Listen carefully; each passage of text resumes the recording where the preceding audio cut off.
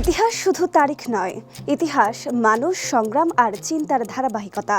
একটি দিন আমাদের মনে করিয়ে দেয় সময়ের স্রোতের টানে কতটা উল্টেছে পাতা, যার বিশ্লেষণে ফুটে ওঠে উত্থান, সৃষ্টি, পতন, স্বচ্ছতা ও নিষ্ঠার গল্প। রূপ নেয় সভ্যতার রং, বলে দেয় কতটা ও কিভাবে বদলাতে পারে তা। অভিজ্ঞতার ঝুলিতে বুলি ফোটাতে পারে এই একটি দিনের তথ্য, কারণ তাতে মিশে থাকে একাধিক গুরুত্বপূর্ণ ঘটনা ও সেই ঘটনার সাক্ষী। সুপ্রিয় দর্শক, এনটিভি অনলাইনের বিশেষ তথ্য পরিক্রমা এই দিনে স্বাগত জানাচ্ছি আমি ফাহাদিয়া মিতু। এই দিনে ইতিহাস প্রতিদিনই কথা বলে। দর্শক, আজ 22 ফেব্রুয়ারি 2026। চলুন ফিরে যাই আজকের দিনে, দেখি বিভিন্ন সময়ের এই দিনে কি কি ঘটেছিল শিক্ষা, সমাজ, অর্থনীতি, বিজ্ঞান, ধর্ম, রাজনীতি প্রভৃতিতে।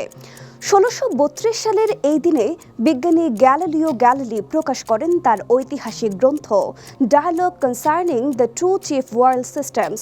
এই বইয়ে পৃথিবী ও সূর্যকেন্দ্রিক মহাবিশ্ব নিয়ে বৈপ্লবিক চিন্তা তুলে ধরা হয়, যা আধুনিক বিজ্ঞানের বিকাশে গুরুত্বপূর্ণ ভূমিকা রাখে। 1847 সালে মেক্সিকান আমেরিকান যুদ্ধের সময় বুয়েনা ভিস্তার যুদ্ধে প্রায় 5000 মার্কিন সেনা 15,000 মেক্সিকান সৈন্যকে পরাজিত করে। এই যুদ্ধ উত্তর আমেরিকার রাজনৈতিক ইতিহাসে বড় প্রভাব ফেলে। 1853 সালের এই দিনে এলিয়ট সেমিনারি নামে যুক্তরাষ্ট্রের Washington University in Saint Louis প্রতিষ্ঠিত হয়, যে পরবর্তীতে উচ্চশিক্ষার একটি গুরুত্বপূর্ণ প্রতিষ্ঠান হিসেবে আত্মপ্রকাশ করে। 1924 সালে যুক্তরাষ্ট্রের রাষ্ট্রপতি কেলভিন কুলিজ প্রথমবারের মতো হোয়াইট হাউস থেকে রেডিও ভাষণ দেন। এটি গণমাধ্যম ব্যবহারের ক্ষেত্রে রাষ্ট্রীয় নেতৃত্বের এক নতুন যুগের সূচনা করে।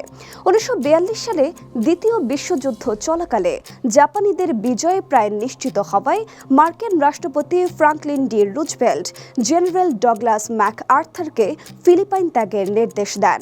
1952 সালের এই দিনে ঢাকা মেডিকেল কলেজের ছাত্ররা ভাষা আন্দোলনের শহীদদের স্মরণে শহীদ মিনার নির্মাণের সিদ্ধান্ত নেয়, যা পরবর্তীতে বাঙালির আত্মপরিচয়ের এক শক্তিশালী প্রতীক হয়ে ওঠে।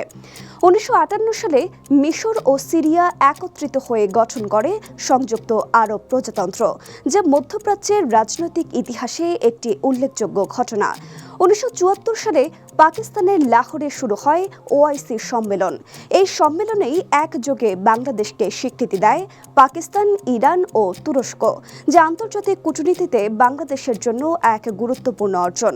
2006 সালের এই দিনে ইরাকের সামারা শহরে অবস্থিত আহলে বাইতের 10ম ইমাম হজরত হাদি আলাইহিসসালাম ও 11 ইমাম হজরত হাসান আসকারি আলাইহিসসালামের পবিত্র মাজারে ভয়াবহ বোমা হামলা সংঘটিত হয়, যা গোটা মুসলিম বিশ্বে তীব্র প্রতিক্রিয়ার সৃষ্টি করে। 2011 সালে নিউজিল্যান্ডের ক্রাইস্ট চার্চে 6.3 মাত্রার শক্তিশালী ভূমিকম্পে কমপক্ষে 185 জন প্রাণ হারান।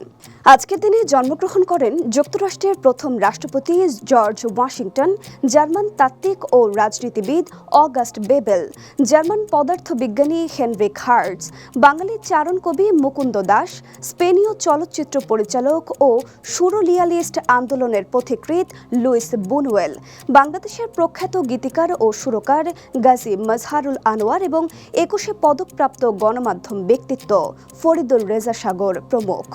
এদিনে আমরা হারিয়েছি কস্তুরবা গান্ধী, ভাষা আন্দোলনের শহীদ শফিউর রহমান, ভারতের প্রথম শিক্ষামন্ত্রী আবুল কালাম আজাদ, কবি তালিম হোসেন এবং আমেরিকান বাস্কেটবল খেলোয়াড় ও কোচ ডেনিস জনসন। দর্শক, এই দিনে গুরুত্বপূর্ণ কিছু তথ্য তুলে ধরা হলো।